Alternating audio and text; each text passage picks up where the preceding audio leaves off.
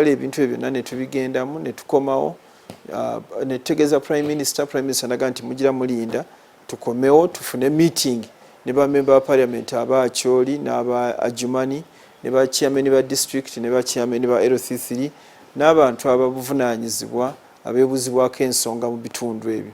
Tugenda kubeera ne meeting eyo bwenaaba ewedde tujja kusala mu meeting eyo tujja kusalawo kiki ennyini kye tusaanidde okukola okulaba nti omulimu guno gugenda mu maaso nga teri gwe gukosa. Walina okubeerayo obutebenkevu era Minister Internal Affairs yaweereddwa obuvunaanyizibwa okulaba nti obutebenkevu mu kitundu ekyo gye buli kale ajja kutegeera engeri y'okukolamu omulimu ogwo.